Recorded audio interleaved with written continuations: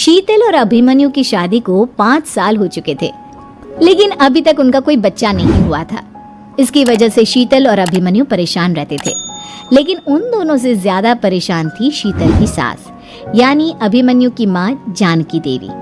जानकी देवी चाहती थी कि जल्दी से जल्दी उनकी गोद में पोता या पोती आ जाए, और इसीलिए वो अपनी बहू शीतल को लेकर एक दिन हॉस्पिटल पहुंची। डॉक्टर मैडम, जरा ठीक से चेक करके बताइए ना। कई बड़े बड़े डॉक्टर को दिखाया है, लेकिन मेरी बहू माँ ही नहीं बन पाती। मैंने शीतल को बहुत अच्छे से चेकअप किया है। देखिए, बात यह है कि शीतल के अंदर माँ बनने की कैपेसिटी नहीं है। ये आप क्या कह रही हैं डॉक्टर साहब? कोई तो इलाज होगा ना, कोई दवाई दे दीजिए। देखिए, कुछ प्रॉब्लम ऐसी होती है जिनका कोई ट्रीटमेंट नहीं होता। आई एम सॉरी टू से, लेकिन शीतल कभी माँ नहीं बन सकती, क्योंकि उसके यूट्रस में अंदर से ही कुछ प्रॉब्लम है। घर आने के बाद क्या हुआ माँ? कहाँ लेकर गई थी आप शीतल को? अरे कहाँ लेकर जाती, डॉक्टर मैडम के पास ले गई थी, लेकिन तेरी बीवी तो कभी माँ बन ही नहीं सकती। मम्मी जी, इसमें मेरी क्या गलती? अगर अंदर से कोई प्रॉब्लम है तो उसमें मैं भी कुछ नहीं कर सकती। जानती हूँ, ये बात डॉक्टर के मुंह से सुन चुकी हूँ। अब दोबारा मेरे सामने इस बात का गाना मत गा। अरे माँ, परेशान होने की जरूरत नहीं है, हम सोचते हैं ना कुछ। अरे क्या सोचेगा तू? जब डॉक्टर कह चुका है कि तेरी बीवी माँ नहीं बन सकती, तो बता क्या सोचेगा तू? कहाँ से लाएगा बच्चा? माँ, ये तो मैं भी नहीं जानता। अभिमन्यु, क्यों ना हम अनाथ आश्रम से एक बच्चा गोद ले आए?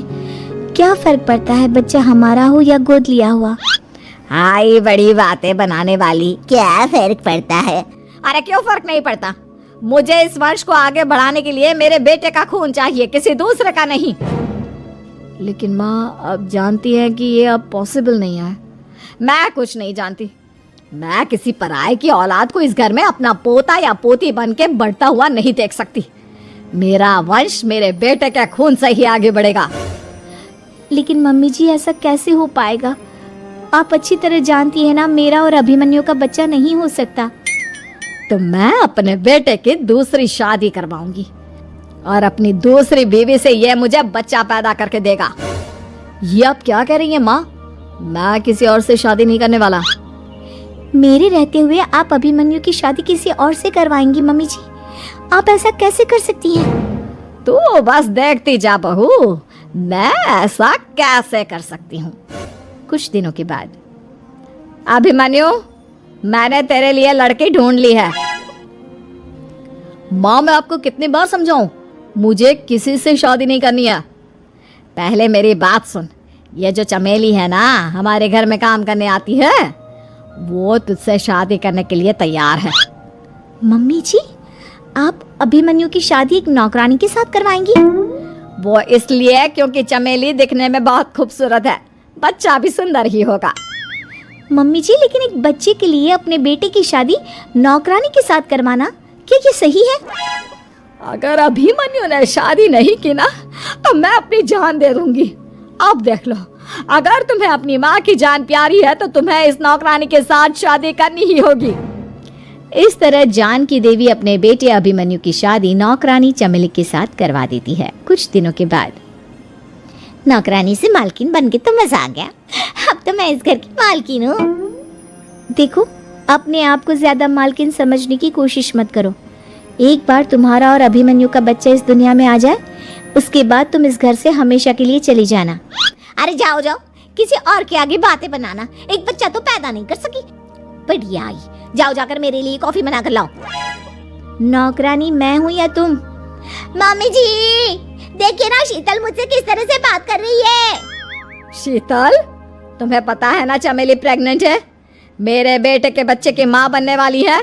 वो जैसा कहती है वैसा करो। लेकिन मम्मी जी, वो मुझे नौकरों की तरह ट्रीट कर रही है।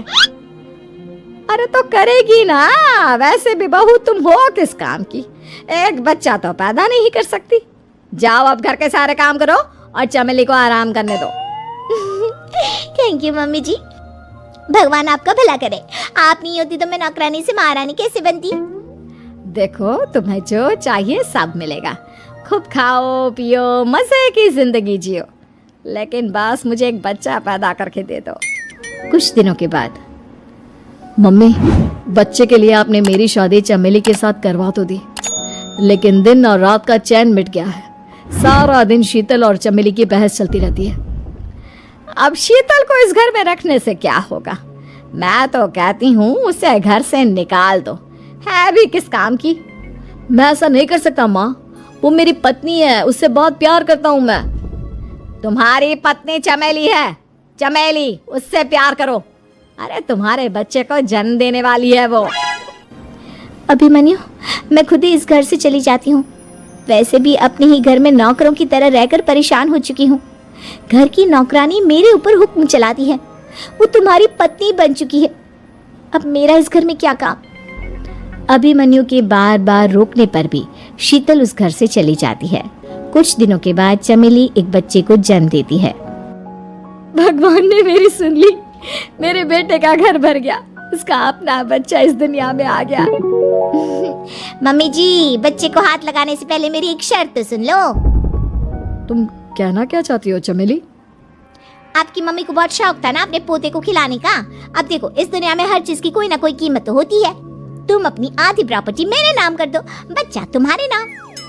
अरे लेकिन मैंने अपने बेटे से तुम्हारी शादी करवाई है, अब ये सौदेबाजी कहाँ से आ गई?